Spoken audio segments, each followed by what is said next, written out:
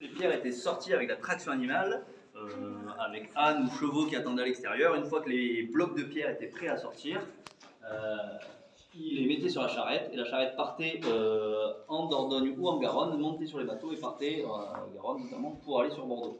Et il faut aussi savoir que la piste Roger Labépi, je ne sais pas si vous la connaissez tous, la piste cyclable, Lapébi, je me trompe toujours, Lapébi, du nom de, vous savez pourquoi elle s'appelle Lapébi? Le nom de le seul Girondin qui a gagné le Tour de France en 1947. Heureusement qu'il y en a eu un. Et du coup, cette piste cyclable avant était une voie ferrée. Et cette voie ferrée, et c'était à l'époque des carriers qui a été construit avec des pierres de l'entre-deux-mer, où c'était l'impôt local. Où chaque carrier avait un nombre de, selon ce qu'il extrayait de pierre chaque année, avait un poids de pierre amené à la voie ferrée qui servait à paver la voie ferrée. Donc c'était une vraie économie locale et circulaire à l'époque. Et donc c'est comme ça que ça s'est construit.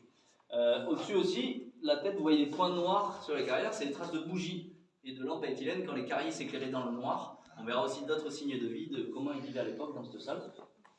Également des dessins, comme vous voyez là, il y a un carrier sur un cheval.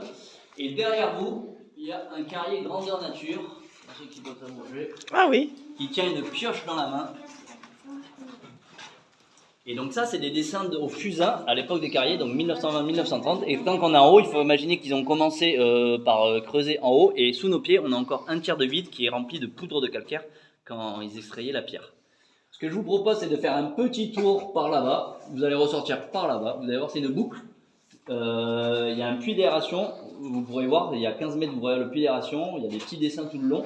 Et il y a aussi un rébut, pour ceux qui veulent, au-dessus là, qui sont une suite de chiffres et de lettres. Et ceux qui trouvent la solution au rébut ont le droit de me payer une bière en sortant.